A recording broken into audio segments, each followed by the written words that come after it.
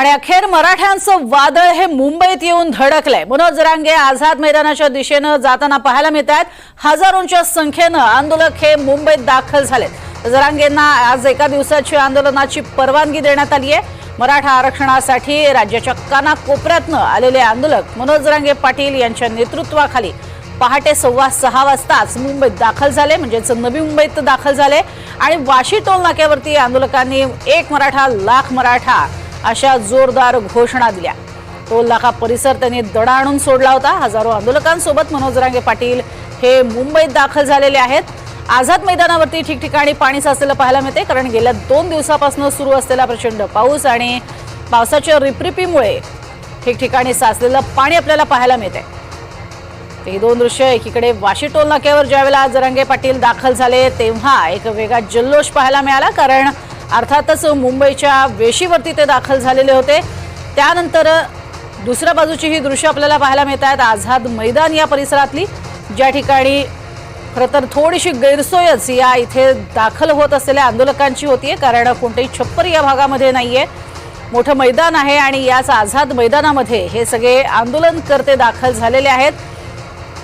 आपल्यासोबत ते अर्थातच खाण्यापिण्याच्या सगळ्या वस्तू, झोपड्याची सोय करून आलेले आहेत। मात्र मुंबईमध्ये गेल्या 2 दिवसापासून सुरू असलेल्या पावसानं अर्थातच या भागामध्ये पाणी साचलेलं आहे आणि त्याचा अर्थात फटका हा इथे जमा झालेल्या आंदोलकांना बसताना पाहायला मिळतोय। मात्र हजारोंच्या संख्येने दाखल होत असलेले हे जे जरांगे पाटील यांचे आंदोलक आहेत त्यांना 5-5 हजाराच्या जथ्यानं तुम्ही इथे जमा व्हा अशा स्वरूपाच्या सूचना जरांगे पाटलांनी दिलेल्या आहेत। येत्या काळामध्ये या सूचनांचं कशा पद्धतीनं पालन होतं हे पाहणं महत्त्वाचं ठरणार आहे। आपण बघतोय 9 ते 6 अशी ही वेळ जरांगे पाटलांच्या आंदोलनासाठी देण्यात आलेली आहे आजच्या एका दिवसापुरती। या संदर्भात अधिक माहिती घेऊयात। मोहसिन शेख आमचे प्रतिनिधी आपल्या सोबत आहेत। मोहसिन, सध्या कुठे आहात? जरांगे पाटलांचा ताफा कुठवर आलाय? प्रज्ञा, वाशीच्या पुढे, म्हणजे वाशीच्या जवळ, वाशीच्या पुढे म्हणता येईल आपल्याला की हा ताफा निघालेला आहे आणि आझाद मैदानाला धडकणार आहे। पण एक गोष्ट सांगावं लागेल की आझाद मैदानावर म्हणजे जरांगे पाटील पोहोचण्याच्या आधीच आंदोलक जे आहे तर रात्रीपासून जे आहे तर परिसरात दाखल झाले होते आणि सकाळपासून आता आझाद मैदानात जमा व्हायला सुरुवात झालेली आहे। आता गोंधळ असा उडणार आहे की पोलीस प्रशासनाने फक्त 5,000 लोकांना आझाद मैदानात परवानगी दिलेली आहे। मात्र आता ही कॅटेगरी कोण ठरवणार की ते 5,000 लोक कोणते? त्यामुळे प्रत्येकाला वाटतं की आपण 5,000 पैकी आपण एक आहोत आणि लोक आंदोलक मोठ्या प्रमाणात सकाळपासून आझाद मैदानामध्ये यायला सुरुवात झाली आणि हा संख्या जी आहे तर म्हणजे 9 वाजेपासून वेळ देण्यात आली, 9 ते 6 तोपर्यंत प्रचंड वाढण्याची शक्यता आहे। आणि मनोज जरांगे पाटील देखील 9 वाजेपर्यंत त्या ठिकाणी पोहोचतील आणि ते आपलं उपोषण जे आहे ते सुरू करणार आहे। मात्र त्यापूर्वी काही वेळात ते माध्यमांशी देखील संवाद साधणार असल्याचं कळत आहे। आणि आजच्या आंदोलनाची दिशा काय असेल, आज दिवसभरात आंदोलन कसं असेल याबाबत ते स्पष्टता करू शकतात। मात्र आणखी एक महत्वाची माहिती म्हणजे की 1 दिवसाचं जरी पोलिसांनी परवानगी दिली असली तरी पुढे हे आंदोलन वाढण्याची शक्यता आहे, कारण एका दिवसात आम्हाला न्याय मिळणार नाही किंवा एका दिवसात तुम्ही अध्यादेश काढत असेल तर आम्ही तयार व्हा अशी भूमिका मनोज जरांगे यांनी घेतली होती। आज ते जेव्हा आझाद मैदानावर पोहोचतील त्यानंतर शिष्टमंडळ देखील आज येण्याची शक्यता आहे, शिष्टमंडळ देखील त्यांच्याशी चर्चा करण्याची शक्यता आहे। त्यामुळे आज बऱ्याच घडामोडी या सगळ्या प्रकरणात होणार आहे।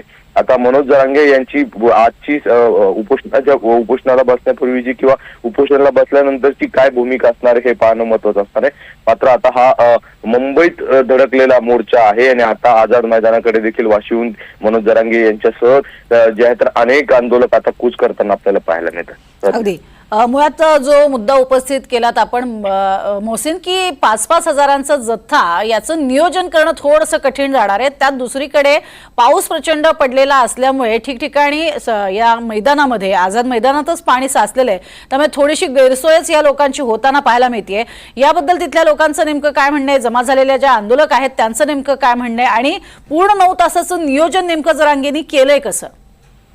आपण जर बघितलं तर हे सगळे लोक जे आहेत तर आपल्या आपल्या वाहनांनी आलेले आहे। आता आम्ही जेव्हा बघतोय अंतरवाली सराटीपासून तर अनेक लोक छोटा पिकअप म्हणजे छोटा टेम्पो अशा त्याला ताटपत्री लावून मग पाऊस आला तर आपण आतमध्येच बसायचं, सोबत स्वयंपाकाच्या वस्तू, हे सगळ्या गोष्टी घेऊन आलेल्या आहेत. त्यामुळे आझाद मैदानात जरी पाणी तुंबलं असलं तरी हे लोक आपल्या वाहनांमध्ये जाऊन बसतील आणि जेव्हा परिस्थिती पाऊस बंद होईल तर हे पुन्हा आझाद मैदानावर येतील. म्हणजे ही एक मानसिकता तयार करून आले आहेत सगळे आंदोलक की आता काहीही झालं तर आरक्षण घेतल्याशिवाय आपण मुंबई सोडायची नाही आणि जोपर्यंत मनोज जरांगे सांगत नाही तोपर्यंत घरी परत जायचं नाही, अशी सगळी मानसिकता आहे.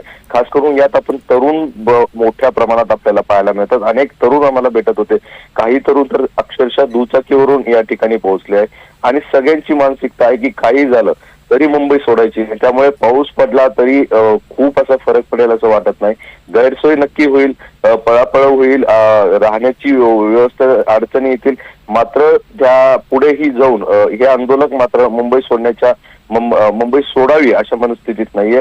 जोपर्यंत मनोज जरांगे हे भूमिका घेत नाहीत, ते सांगत नाही तोपर्यंत मुंबई सोडायची नाही असा सगळी तयारी या आंदोलकांची झाली. त्यामुळे आता मनोज जरांगे यांची भूमिका महत्वाची असणार आहे आणि आज एका दिवसाचीच फक्त त्यांना परवानगी आहे. त्यामुळे या एका दिवसात नेमकं काय घडतं, सरकारकडून काय त्यांना आश्वासन दिलं जातं किंवा मनोज जरांगे यांना गेल्या वेळेस जसा वाशीमध्ये एक ड्राफ्ट देण्यात आला होता आणि त्यानंतर त्यांनी आपलं आंदोलन स्थगित करत पुन्हा मुंबई सोडली होती, आज पुन्हा असं काही घडतं का, आज काही नवीन पर्याय त्यांच्या समोर दिले जातात का, ह्या सगळ्या गोष्टी पाहणं महत्वाचे असणार आहे. मात्र यावेळी जो जरांगे यांची भूमिका आहे ती पाहता त्यांचं म्हणणं आहे की काही झालं तर यावेळेस आम्ही अध्यादेश घेतल्याशिवाय आता माघार घेणार नाही, आम्हाला आश्वासन नको, आम्हाला तुमचे लेखीही नको, आम्हाला थेट अध्यादेशच हवाय, अशी भूमिका जरांगे यांनी अनेकदा मांडल्याचं आपल्याला पाहायला मिळते. अगदी खरं तर मोहसिन, या मुद्द्यावरती ते ठाम आहेत. अनेक महिला सुद्धा आंदोलनामध्ये सहभागी झालेल्या आपल्याला पाहायला मिळत आहेत आणि आझाद मैदान जे आहे ते पूर्णपणे भरलेलं आहे, कारण अगदी 1.5 तासात आंदोलनाला खरी सुरुवात होणार आहे, बरोबर सकाळी 9 वाजता. या अनुषंगानं जरांगे पाटील यांच्याशी तुमचं बोलणं झालं, त्यावेळेला त्यांचं नेमकं काय म्हणणं पडतंय, कोणीही त्यांच्याशी येऊन भेट घेतली तर त्यांना आता चालणार आहे, कारण विखे पाटील यांनी सुद्धा एक सूचक वक्तव्य यापूर्वी केलं होतं. आपण जर बघितलं तर त्यांना कालही मी हा प्रश्न विचारला होता की सरकार जर तुमच्याशी बोलायला तयार असेल तर तुम्ही तयार आहात का, तर त्यांनी म्हटलं की आम्हाला आरक्षण हवंय, त्यामुळे आमच्याशी सरकारने चर्चा केल्याशिवाय हा विषय सुटणार नाही. हा चर्चा करायची दारं मी कधीच बंद केलेली नाहीये, चर्चा करायला मी तयार आहे. फक्त आम्हाला मागणी आमची एवढी आहे की ओबीसी मधून मराठा समाजाला आरक्षण द्या आणि त्यासाठी आम्हाला थेट अध्यादेश हवाय, कारण यापूर्वी अनेक आश्वासनं दिले, अनेक पर्याय दिले, मात्र त्यावर सरकार ठाम राहिलेलं नाहीये. आमची अनेकदा फसवणूक झाली, आमच्यावर डाव टाकण्यात आले, त्यामुळे यंदा आम्ही हे सगळे डाव उधळून लावू आणि जो आता मुंबईत पोहोचलोय तर अध्यादेश घेतल्याशिवाय जाणार नाही, अशी त्यांची भूमिका आहे. त्यामुळे आज ह्या सगळ्या गोष्टींवर सरकार काय करतं हे पाहणं महत्वाचं असणार आहे. आणखी एक गोष्ट महत्वाची म्हणजे की गेल्या वेळेस जेव्हा ते मुंबईत आले होते तर त्यावेळेस रस्त्यात ठिकठिकाणी त्यांना शिष्टमंडळ भेटायचं. आपण जर बघितलं तर प्रशासनाचे वरिष्ठ अधिकारी देखील येऊन त्यांना भेटायचे आणि त्यांना सांगायचे की सरकारची भूमिका काय आणि अनेक गोष्टींमध्ये बदल होत निर्णय घेतले जात होते. मात्र यंदा यावेळी ते मुंबईला पोहोचेपर्यंत कोणतंही शिष्टमंडळ रस्त्यात त्यांना भेटलेलं नाही. काल जी माहिती मिळत होते, काल एक शिष्टमंडळ त्यांना शिवनेरीच्या पायथ्याखाली भेटण्याची तयारी झाली होती असंही कळत होतं, मात्र नंतर हे शिष्टमंडळ काही भेटलं नाही. त्यामुळे आज तरी हे शिष्टमंडळ भेटेल का हे पाहणं महत्वाचं असणार आहे. त्यामुळे आजच्या घडामोडी अत्यंत महत्वाच्या असणार आहेत प्रज्ञा. आणि प्रत्येक घडामोडीवरती आपली नजर असणार आहे. मोहसिन, तुम्ही अंतरवालीतनं हा संपूर्ण ताफा निघालाय तेव्हापासूनची प्रत्येक अपडेट आपल्यापर्यंत पोहोचवत आहे, प्रेक्षकांना सांगताय. कोणता फरक प्रामुख्यानं तुम्हाला जाणवतोय ज्यावेळेला सुरुवातीचं जे वाशीपर्यंत थांबलेलं जे आंदोलन होतं, शिंदे सरकार असतानाचं जे आंदोलन झालेलं होतं ते, आणि या आंदोलनामध्ये काय तुम्हाला मूलभूत फरक जाणवलेला आहे आणि जे वारंवार सांगितलं जाते की कायद्याच्या चौकटीमध्ये हे बसणार नाही आणि तरीही जरांगे ठाम आहेत, यावरती इतर मराठा बांधवांचं म्हणणं काय? आपण जर बघितलं तर गेल्या वेळेस जे आहे तर गर्दी जी होती त्यापेक्षा ही गर्दी मोठी आहे असं म्हणता येईल, कारण गेल्या वेळेसपेक्षा अनेक लोक जास्त या आंदोलनात आहे. दुसरी गोष्ट, गेल्या वेळेस जे आहे तर आपण सरकारने एक ड्राफ्ट तयार केला होता आणि आंतरवाली सराटीपासूनच या सगळ्या गोष्टीवर सगळे सोयरे हा जो शब्द गेल्या वेळेस आपल्याला पाहायला मिळाला होता आणि सगळे सोयरे या शब्दाचा GR मध्ये उल्लेख करून तसा शासन निर्णय घेण्याचे मागणी जी आहे तर जरांगे यांची होती आणि त्या पद्धतीने आंतरवाली सराटीपासून तर वाशीला येईपर्यंत अनेक गोष्टी बदलायच्या. मग तो GR त्यांना दाखवला जायचा, मग त्यांच्याकडून काही सूचना दिल्या जायच्या की या शब्द बदला, हे वाक्य बदला, अशा पद्धतीने काढा. आणि शेवटी वाशीला आल्यानंतर तो फायनली ड्राफ्ट तयार झाला आणि तो जरांगे यांना मान्य होता.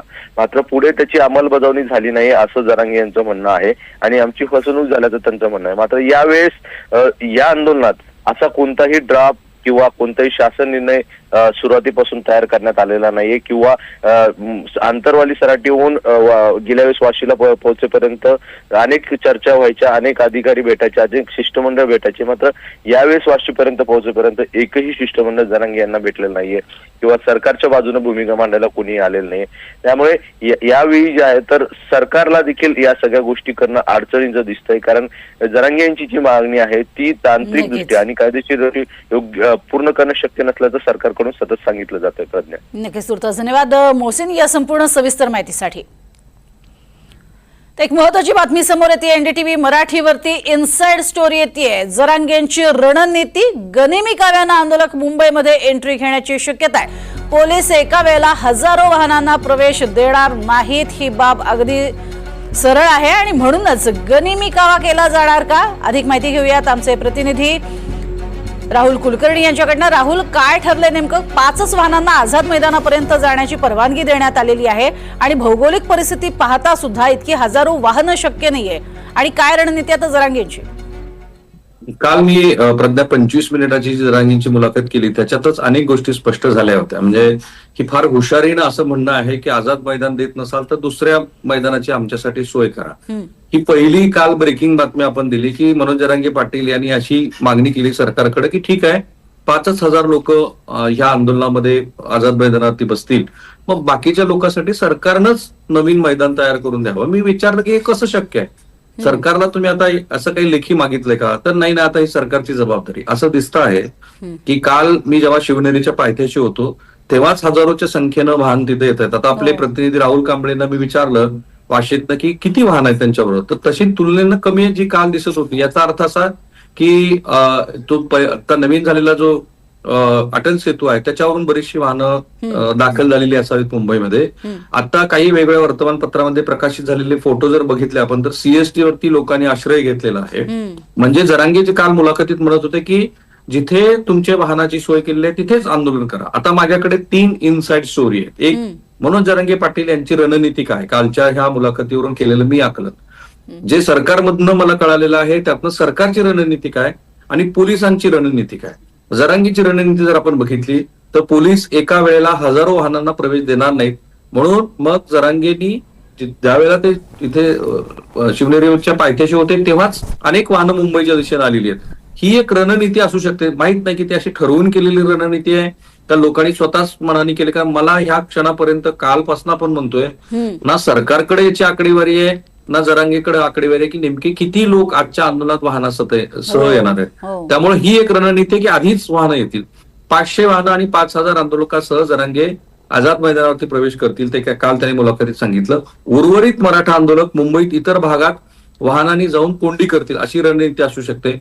पुढं काय, या रणनीतीत पुढं काय, तर मुंबईकरांची कोंडी झाल्यास सरकार अडचणीत येऊन आपल्याशी चर्चा करेल असं त्यांना वाटतंय. आता मी सरकारची पण रणनीती काय असावी या संदर्भात थोडीशी माहिती घेतली. निसंदिग्ध शब्दामध्ये श्री देवेंद्र फडणवीस यांनी सांगितलंय की ओबीसी मधून या मागण्याला बळी पडून आरक्षण दिलं जाणार नाही. इनफॅक्ट ज्या पद्धतीनं सरकार जरांगेंच्या ह्या आंदोलनाकडे बघत आहे तर या आंदोलनामध्ये जे पूर्वी झालं की न्यायाधीश सुद्धा चर्चेला गेले, असं न करता जे कायद्याच्या चौकटीत बसणार आहे तेवढंच आपण देऊ अशी सरकारची भूमिका आहे. काल फार इंटरेस्टिंग वाक्य, खरं तर काल आपल्याकडनं पण त्याच्यावरती फार विश्लेषण झालं नाही. इंटरेस्टिंग वाक्य कोणतं आहे की राजकीय आरक्षण जर नसेल आणि जर शिक्षण आणि नोकरीचा प्रश्न असेल तर मग विचार केला जाऊ शकतो आणि मराठा समाजातल्या धुरीणांनी तसा विचार करावा असं श्री देवेंद्र फडणवीस म्हणाले. ही एक मोठी गोष्ट आहे, कारण मी वारंवार जरांगेंना विचारत होतो की राजकीय आरक्षणाबद्दल तुमची भूमिका काय. लक्ष्मण हाके आणि सगळ्या ओबीसी समाजातल्या मंडळींना असं वाटतं की मुळात राजकीय आरक्षण काढून घेण्यासाठी हे चाललंय. कारण जर काल मुख्यमंत्र्यांनी एसीबीसी आणि ओबीसी समाजातल्या कट ऑफची जी यादी जाणीवपूर्वक दिली ते दिसतंय की तो कट ऑफचा भाग जो आहे तो इतर कोणत्याही समाजापेक्षा जास्त आहे. आता आपण सांगूया सरकारची रणनीती काय. यापूर्वीचा अनुभव लक्षात घेता आंदोलकावरती बळाचा वापर केला जाणार नाही. जरांगेची मंत्री उपसमिती जी आहे ती चर्चा करेल. कोणत्या मुद्द्यावरती करेल तर शिंदे समितीचा अहवाल जो आहे तो येईपर्यंत 6 महिन्याचा वेळ लागणार आहे. तोपर्यंत आंदोलन स्थगित करा, काय मार्ग काढता येऊ शकतो आणि मग या चर्चेच्या फेऱ्या घडतील. आणि खरं तर मंत्री समितीला वाटेत कुठेही चर्चेसाठी वावच नव्हता, मी तेही सांगितलं होतं, कारण ज्या पद्धतीची गर्दी होती. हा एक भाग आहे की चर्चा करा, शिंदे समितीचा अहवाल येईल 6 महिन्यापर्यंत, मग त्यानंतर करू. पुढे काय, महायुतीच्या बाजूने असलेलं जे ओबीसी जनमत आहे ना ते आणखी कन्सोलिडेट होईल असा राज्य सरकारला अंदाज असावा, खास करून भारतीय जनता पार्टीचं वाटू शकतं, कारण ते दिसलेलं आहे झालेल्या निवडणुकीमध्ये. पोलिसांची रणनीती काय असावी, अर्थात हे काही व्हेरीफाईड नाहीये, पण साधारणपणे दिसतं आहे की आझाद मैदानातील आंदोलकाची जी संख्या आहे ती मर्यादित ठेवणं हा पोलिसांचा पहिला प्रयत्न असेल. मैदानातील आंदोलकावरती बळाचा कोणताही वापर करायचा नाही. शक्य झालं तर माल वाहतूक करणारे टेम्पो, हे सगळे माल वाहतूक करणारे टेम्पो घेऊन हे आंदोलक आलेले आहेत. नियमानुसार असं करता येत नाही, त्यामुळे 5,000 पर्यंत दंड सुद्धा ठोठावला जाऊ शकतो. आणि जरांगेच्या मागणीनुसार आंदोलनाला शेवटच्या क्षणापर्यंत मुदतवाढ द्यायची, ही एक ब्रेकिंग बातमी आहे की असं केलं जाऊ शकतं. कारण आज संध्याकाळी 6 वाजेपर्यंतच आंदोलनाला परवानगी आहे, पण रोज आंदोलनाला परवानगी वाढवत देऊ शकतं सरकार.